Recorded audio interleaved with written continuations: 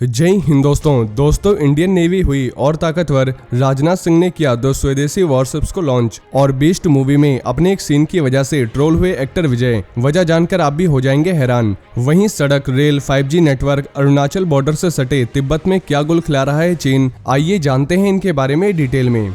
दोस्तों, स्वदेशी वॉरशिप्स निर्माण के क्षेत्र में भारत के लिए आज ऐतिहासिक दिन है। दरअसल आज मुंबई के मझगांव डॉकयार्ड में 2 स्वदेशी वॉरशिप्स लॉन्च किए गए हैं और इसे खुद डिफेंस मिनिस्टर राजनाथ सिंह ने हरी झंडी दी है। इंडियन नेवी वॉरशिप INS सूरत और INS उदयगिरी के जरिए पूरी दुनिया को अपनी समुद्री ताकत दिखाएगी और दोनों ही वॉरशिप का डिजाइन नेवी के नेवल डिजाइन डायरेक्टोरेट ने तैयार किया है। दोस्तों, फ्रंटलाइन वॉरशिप सूरत और उदयगिरी नेक्स्ट जनरेशन के स्टेल्थ गाइडेड मिसाइल डिस्ट्रॉयर हैं। INS सूरत प्रोजेक्ट 15B का चौथा वॉरशिप और प्रोजेक्ट 15A यानी कोलकाता क्लास डिस्ट्रॉयर वॉरशिप के मुकाबले एक बड़ा मेकओवर है।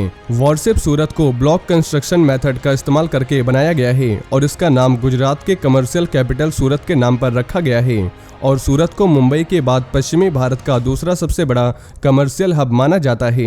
वॉरशिप उदयगिरी, जिसका नाम आंध्र प्रदेश में पर्वत श्रृंखलाओं के नाम पर रखा गया है, प्रोजेक्ट 17A फ्रिगेट्स के तहत तीसरा शिप है। ये मॉडर्न वेपन, सेंसर और प्लेटफॉर्म मैनेजमेंट सिस्टम से लैस है। ये वॉरशिप उदयगिरी के पिछले वर्जन का दूसरा रूप है, जिसने 18 फरवरी 1976 से 24 अगस्त 2007 तक 3 दशकों की अपनी सेवा में कई चुनौतीपूर्ण ऑपरेशन देखे थे।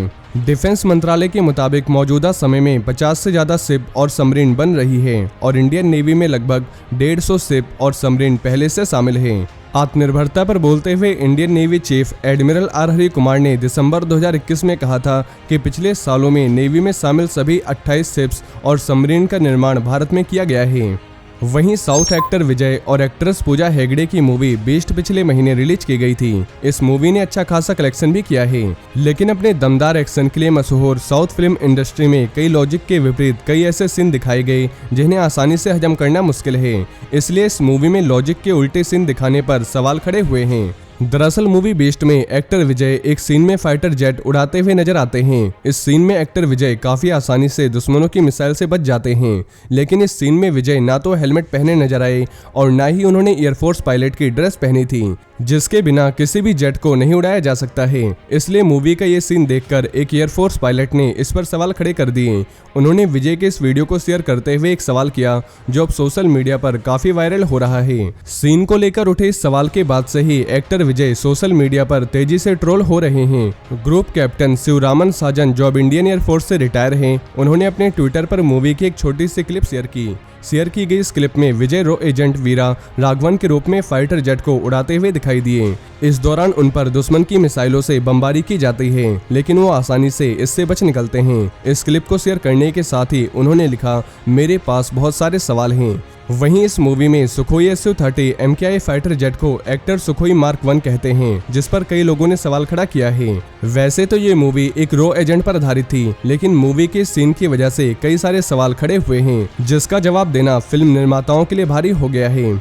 वहीं इंडियन आर्मी के पूर्वी कमान के चीफ ने सोमवार को बताया कि चीन की People's Liberation Army PLA Arunachal Pradesh के पास लगती इंटरनेशनल सीमा पर इंफ्रास्ट्रक्चर संबंधी क्षमता बढ़ा रही है। पूर्वी कमान के general officer commanding in chief lieutenant general RP Kalita ने साथ ही बताया कि भारतीय पश्चिमी सीमा के पास हर तरह की संभावित स्थिति से निपटने की तैयारी के तहत अपने इंफ्रास्ट्रक्चर को लगातार एडवांस कर रहा है। साथ ही उन्होंने प्रेस कॉन्फ्रेंस में तिब्बत क्षेत्र में line of actual control LAC के उस पार भी इंफ्रास्ट्रक्चर के विकास संबंधी काम काफी तेजी से हो रहा है।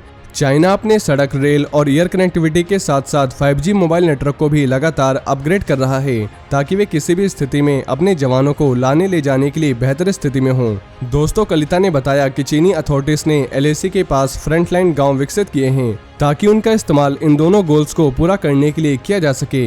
वहीं उन्होंने बताया कि हम हालात पर लगातार नजर रखे हुए हैं। हम भी हमारे इंफ्रास्ट्रक्चर और क्षमताओं के साथ साथ हालात से निपटने के लिए मैकेनिज्म को अपग्रेड कर रहे हैं। इनसे हम मजबूत स्थिति में आ गए और भारतीय सेना हाई लेवल की ऑपरेशनल तैयारियों के साथ पूरी तरह से तैयार है। वहीं अभी कल भी इंडियन आर्मी की कई बटालियंस LAC पर तैनात की गई है। दोस्तों, इंडियन आर्मी के कमांडर ने स्वीकार किया कि बॉर्डर साइट्स पर कैपेबिलिटीज एंड इंफ्रास्ट्रक्चर को विकसित करने में वहां की खराब स्थिति और खराब मौसम सबसे बड़ी चुनौती है, जिनके कारण इन प्रोजेक्ट्स को पूरा करने में देरी होती है। वहीं नेशनल डिफेंस एकेडमी एनडीए में पहली बार जून से लड़कियां भी ट्रेनिंग लेंगी। 19 गर्ल कैडेट्स एनडीए का हिस्सा बनेंगी। पहले गर्ल कैडेट्स की अलग स्क्वाडन बनाने का प्लान था, लेकिन अब तय किया गया है कि मौजूदा स्क्वाडन में ही गर्ल कैडेट्स को बांटा जाएगा। सुप्रीम कोर्ट के ऑर्डर के मुताबिक एनडीए में पहली बार लड़कियों की एंट्री होगी। पहले बैच में 19 लड़कियां शामिल होगी, जिनमें 10 इंडियन आर्मी, 6 एयरफोर्स और 3 नेवी के लिए ट्रेनिंग लेंगी। दोस्तों, 3 साल की एनडीए ट्रेनिंग में हर टर्म 6 महीने का होता है और हर टर्म में फिर करीब इतनी ही लड़कियों को एंट्री होगी। अभी एनडीए में कैडेट्स की 18 स्क्वाडन हैं और हर स्क्वाडन में करीब 110 से 120 कैडेट्स होते हैं। इन 18 स्क्वाडन का नाम अल्फा, ब्रावो, चार्ली से लेकर रोमियो तक है। पहले वाले प्लान के मुताबिक लड़कियों की अलग स्क्वाडन यानी 19वीं स्क्वाडन बनाई जाएगी, जिसका नाम सियरा स्क्वाडन होगा। लेकिन डिफेंस मंत्रालय के ऑफिसर के मुताबिक अब इस प्लान में बदलाव किया गया है। अब जो मौजूदा 18 स्क्वाडन है वही गर्ल कैडेट्स को भी दी जाएगी। एक स्क्वाडन में 2 लड़कियों को डाला जा सकता है। इसके बाद के बैच में भी जितनी लड़कियां आएंगी उन्हें भी इन्हीं स्क्वाडन में रखा जाएगा। वहीं प्रधानमंत्री नरेंद्र मोदी ने 6G को लेकर एक बड़ा ऐलान कर दिया है। पीएम मोदी की माने तो इस दशक के आखिरी यानी साल 2030 तक भारत में 6G टेक्नोलॉजी को लॉन्च कर दिया जाएगा। पीएम मोदी ने बताया कि 6G को लेकर टास्क फोर्स पूरी तरह से काम कर रही है। बता दें कि मौजूदा वक्त में भारत में 4G सर्विस जारी है, साथ ही 5G सर्विस के इस साल के आखिर तक लॉन्च होने की उम्मीद है। लेकिन पीएम मोदी ने फास्ट कनेक्टिविटी के अपने दावे को अंजाम तक पहुंचाने के लिए 6G टेक्नोलॉजी को विकसित करने का काम शुरू कर दिया है।